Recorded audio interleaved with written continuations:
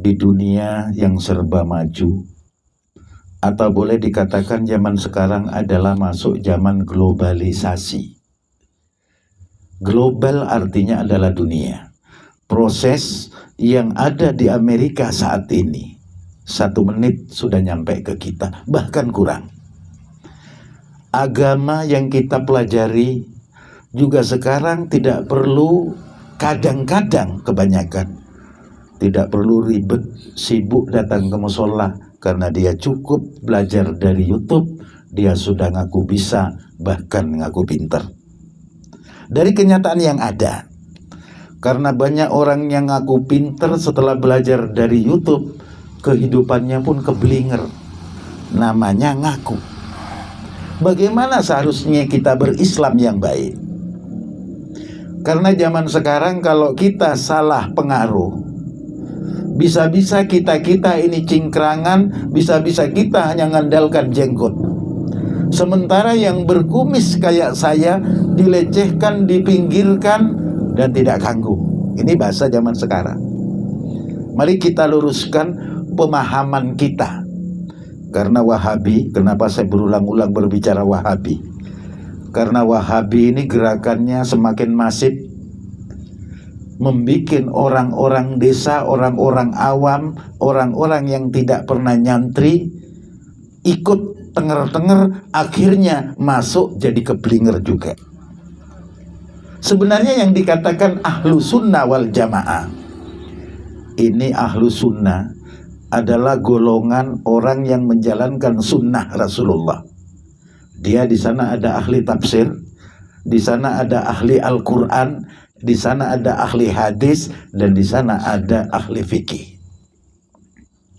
Wal jamaah artinya kita mengikuti khulafaur rasyidin, mengikuti sahabat Abu Bakar, Umar, Utsman, Ali. Kalau ada orang ngajak zaman sekarang, ayo kita kembali kepada Al-Quran, ayo kita kembali kepada hadis. Nah ini kok enak men. Kalau potongan macam saya berbicara tentang hadis, berbicara tentang Al-Quran tanpa guru, mustahil paham. Sudah sering saya katakan, walaupun saya ulangi bolak-balik, kalau saat kita diajak kembali kepada Al-Quran dan hadis, kalau kita ini memang sahabat Nabi, tidak ada masalah. Begitu Nabi dapat wahyu, disampaikan langsung ke sahabat. Di antara kita dengan Rasulullah ini kan jauh jaraknya. Jauh. Dari jarak kita, di atas kita ada ulama, ada tabi'in, ada sahabat, baru Rasulullah. Jaraknya jauh. Kalau kita diajak langsung kembali kepada Al-Quran dan hadis, nonsen. Nah makanya ajaran-ajaran Wahabi kan begitu, ngajak kembali. Lalu yang ada di Indonesia, ini namanya Nahdlatul Ulama. Jangan lepas sampai dari Nahdlatul Ulama. Karena Nahdlatul Ulama yang namanya NU, ini adalah organisasi dunia akhirat, bukan urusan dunia. Ya kalau urusan dunia kan gampang, perekonomian, sosial, budaya, dunia. Semacam Kiasat itu pernah dawuh, santri saya yang keluar dari NU, kata Kiasat, saya tidak tanggung jawab dunia akhirat. Kalau memang NU ini urusan dunia, toh Kiasat gak akan ngomong begitu. Karena NU ini juga Kiasat di dalamnya. Bahkan Kiasat ini mediator dari Kiai Khalil Bangkalan ke Kiai Hasyim Asy'ari. Sampai ngomong, kalau ada santri saya keluar dari NU, saya tidak tanggung jawab di dunia dan di akhirat. Ya kalau kita minjem duit, gak bayar, aku gak tanggung jawab lu. Pantes, batas kreditnya.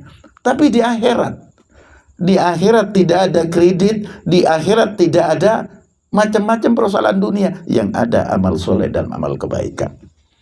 Nah di sini makanya pemahaman kita dengan ajaran NU harus jelas. Di dalam Islam kan ada arkanuddin, ada rukun agama. Rukun agama ini kan 3, itu pasti. Islam, iman, ihsan. Yang 3 rukun agama ini perlu kita kembangkan. Rukun agama yang namanya Islam, ini yang dari Allah, yang dari Rasulullah namanya syariat. Kayak sholat itu syariat, zakat syariat, puasa, haji itu syariat. Kemudian pemahaman terhadap sholat, zakat, puasa, dan haji itu ada namanya fikih.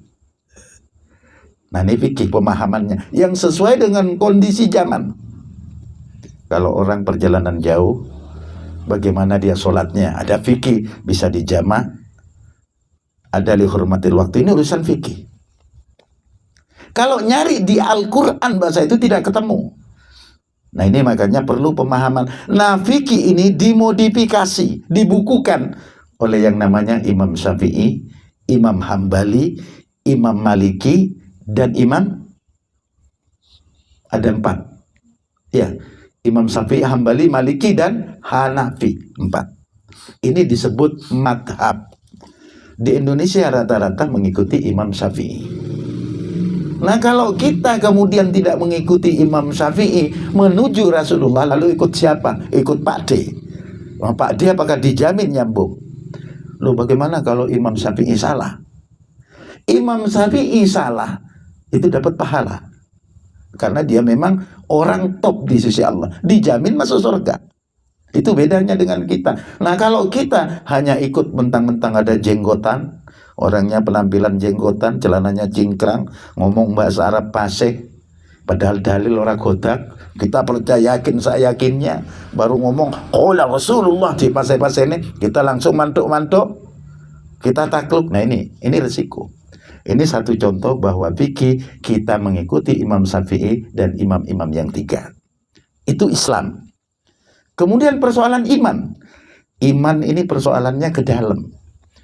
Iman, ilmunya dalam mempelajari iman ini namanya usuluddin. Usuluddin ini ada imamnya. Nah kemudian pemimpinnya yang mengembangkan faktor keimanan ini namanya firqoh. Nah firqoh ini ada Hasan Al-Maturidi. Pokoknya ada 2, Al-Maturidi dengan Al-Asy'ari. Ini yang kita ikuti supaya tidak melenceng.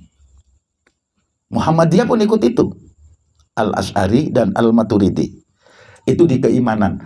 Kemudian ihsan. Apa sih artinya ihsan?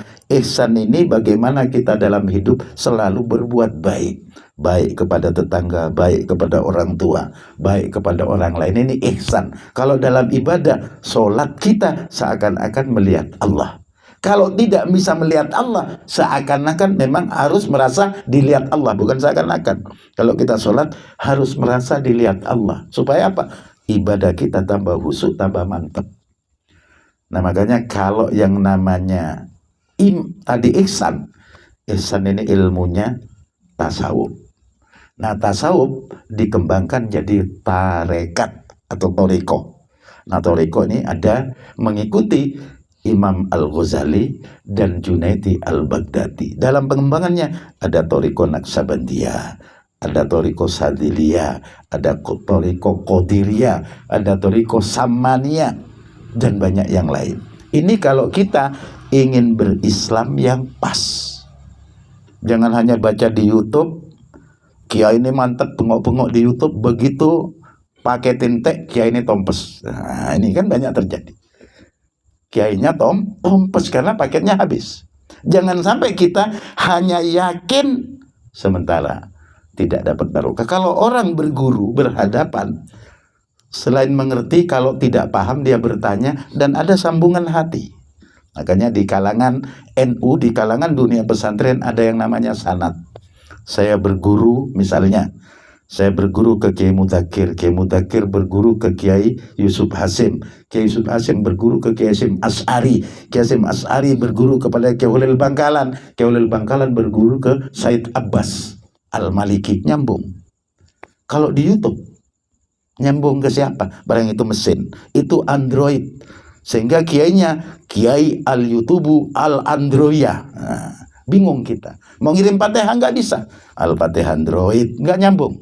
Tapi kalau kita nyambung ke guru yang satu rohani, ini tembus. Nah di sini makanya ada yang namanya barokah, maka ada yang namanya sambungan rohani. Duduk begini aja, kalau memang tidak paham ada dialog. Tapi kalau dengan YouTube, karena tidak ada barokah yang masuk satu orang pemahaman agama di YouTube atau di Facebook, condong sombong. Karena dia paham satu sisi, oh salah sampai lek ngono. Sing tepak iki aku moco. Nah, karena apa? Tidak ada akhlak di sana, tidak ada moralitas. Mboten enten toto kromo. Karena apa? Karena gurunya tidak menjelaskan tentang akhlak. Ini pentingnya. Makanya kalau berguru langsung ada bahasa tawadu, ada andap asor, ada tepus liro, semuanya. Nah inilah pentingnya kita berislam mengikuti para ulama. Satu contoh Wahabi aja. Wahabi ini kalau kita tawasul baca Fatihah, kalau nabinya hidup itu boleh.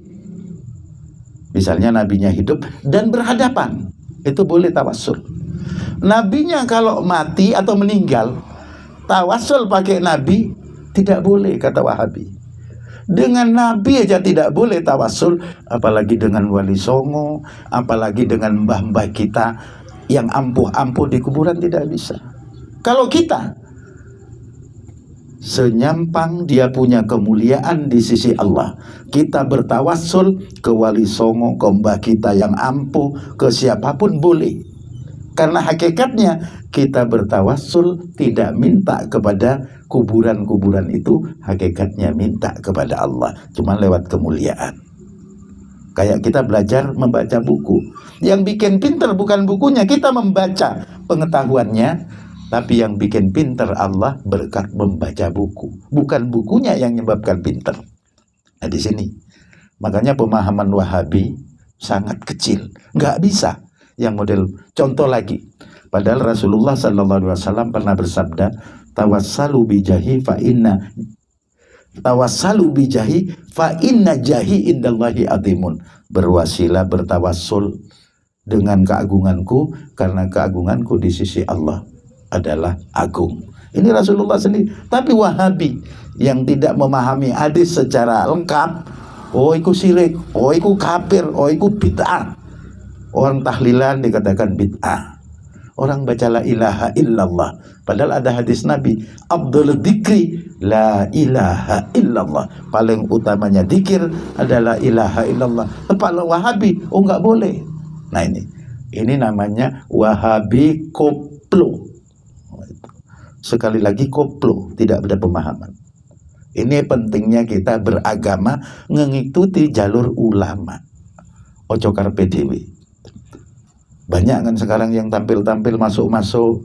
Kalau tidak jelas, tidak usah kita ikuti. Bagaimana kita beragama sesuai dengan Rasulullah, sesuai dengan sahabat, sesuai dengan tabi'in, sesuai dengan tabi'in, dan sesuai dengan ulama.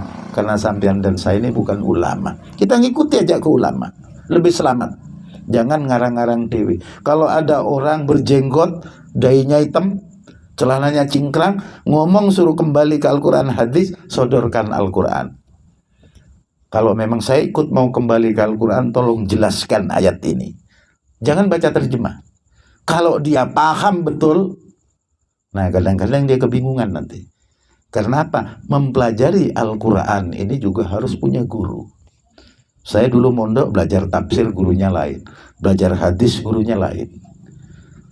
Belajar apa saja ini ada guru spesialis. Tentunya ada takaran-takaran agar kita mampu. Kita misalnya beli obat ke apotek, tidak ada apoteker, tidak ada, pokoknya beli ke pembantunya, beli obat. Sampai di rumah obat yang 10 kita untal semua, bukan tambah sehat, mati iyo.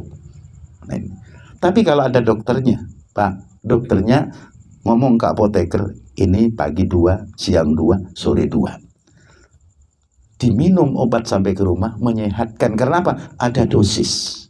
Agama juga demikian. Yang menyampaikan ajaran agama sesuai kapasitas, ini dokternya agama siapa? Ulama. Sehingga kita pas, pemahaman agama pas. Nanti karena tidak paham agama, sampean sholat duhur 20 rakaat, nah ditempeleng ponggo. Kenapa? Tidak sesuai dengan takaran, karena sholat umumnya duhur 4 rakaat. Nah inilah bagaimana kita sekarang di zaman yang macam begini, zaman yang sudah lengkap, kita harus hati-hati, kita selalu belajar, kita selalu kembali bahwa ajaran Rasulullah SAW kalau di Indonesia sebagaimana ajaran Wali Songo. Ngono yo ngono, ning ojo ngono. Ajarkan menyampaikan kepada orang itu yang terbaik. Sudah ajaran Wali Songo nyampe kepada kita, nyampelah di Indonesia NU. Di Indonesia yang diakuikan NU Muhammadiyah. Walaupun ada perbedaan, tapi itu satu kesatuan, yang penting Indonesia. Terima kasih. Al-afu minkum. Wassalamualaikum warahmatullahi wabarakatuh.